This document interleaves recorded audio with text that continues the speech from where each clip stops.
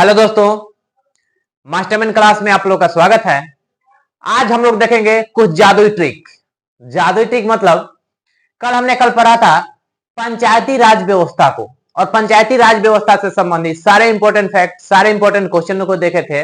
और कल ही बताया गया था कि पंचायत से संबंधित टोटल 16 अनुच्छेद है, जो कि 243 से लेकर 243 ओ तक है। तो यही अनुच्छेद को हम लोग आज सेकंडों में याद करेंगे, मतलब देखते तुरंत याद हो जाएगा।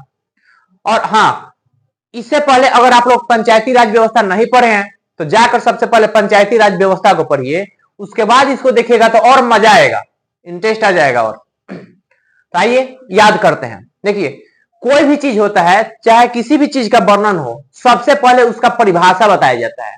इसी तरह अनुच्छेद 243 में पंचायत की परिभाषा है।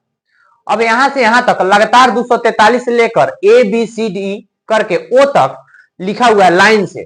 तो इसका मतलब पहले समझते हैं। ए ट्रिक बता रहे हैं, A for assembly, B for build, C for construction, D for discount, E for year मतलब अवधि, और एफ फॉर फेल, और जी फॉर जीन। जीन मतलब हो अलादीन का चिराग वाला जीन, जिसके पास शक्ति होता है। अब आइए, अगर इतना याद हो गया होगा तो पूरा अनुच्छेद आप लोग को याद हो गया। देखिए कैसे 243 में पंचायत की परिभाषा है। ए फॉर असेंबली, असेंबली मतलब क्या होता है, तो सभा होता है, यानी कि ग्राम सभा का वर्णन है 243 ए में। बी फॉर बिल्ड, बिल्ड मतलब होता है गठन करना, यानी कि पंचायतों का गठन। सी फॉर कंस्ट्रक्शन, कंस्ट्रक्शन मतलब होता है किसी भी चीज का संरचना बनाना, यानी कि पंचायत की संरचना। डी फॉर डिस्काउंट, यानी कि 243 डी में एससी एसटी महिलाओं का कुछ आरक्षण दिया गया है, यानी कि छूट दिया गया है। डिस्काउंट मतलब छूट। ई फॉर ईयर, ईयर मतलब अवधि होता है, यानी कि 243 ई में क्या है, तो अवधि है। एफ फॉर फेल, आदमी जब फेल हो जाता है तो अयोग्य घोषित हो जाता है, यही है फेल मतलब पंचायत सदस्यों का अयोग्य होना। और जी फॉर जीन, जीन मतलब बताया थे अभी अलादीन का चिराग, यानी कि उसके पास शक्ति था, यानी कि पंचायत से संबंधित पंचायतों की शक्तियां का वर्णन है। अब इतना अनुच्छेद आप लोग को याद हो गया होगा। आइए इसको एक बार फिर से देख लेते हैं। 243 में है पंचायत की परिभाषा। 243 ए मत में क्या है, तो ग्राम सभा। 243 बी में पंचायत का गठन। सी फॉर कंस्ट्रक्शन, यानी कि पंचायत की संरचना। डी फॉर डिस्काउंट, यानी कि एससी एसटी महिलाओं को आरक्षण।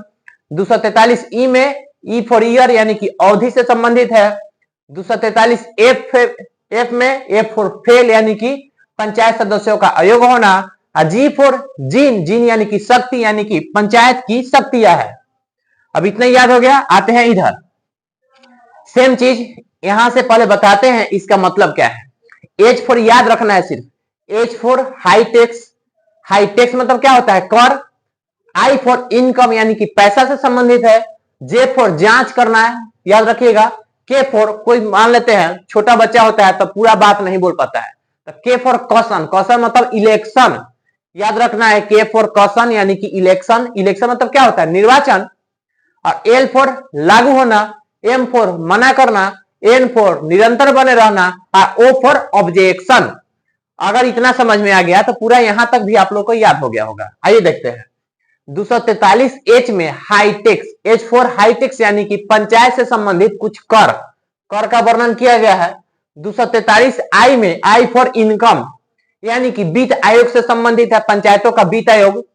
243 जे पे जे फॉर जांच, यानी कि पंचायत के लोगों को संपरीक्षा करना, यानी कि जांच करना। 243 के फॉर कॉशन, यानी कि इलेक्शन, मतलब 243 के में पंचायतों का निर्वाचन से संबंधित है। और एल फॉर लागू होना, यानी कि 243 एल में संघ और राज्यों में पंचायतों का लागू होना। 243 एम में एम फॉर मना करना, यानी कि पंचायतों को कुछ क्षेत्रों में लागू न होना। और एन फॉर निरंतर बने रहना, यानी कि पंचायत सदस्यों का निरंतर बने रहना है।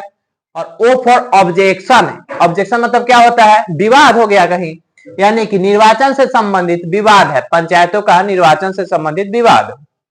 तो शायद यहां तक याद हो गया होगा, एक बार देख लेते हैं।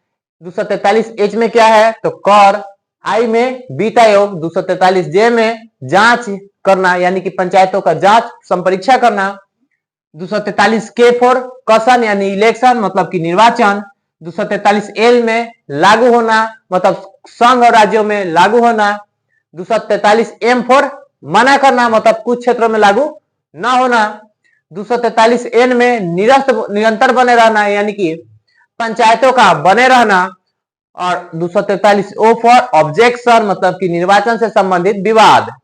तो बताइए आप लोग को याद हुआ या नहीं, कमेंट में जरूर बताइए आप लोग।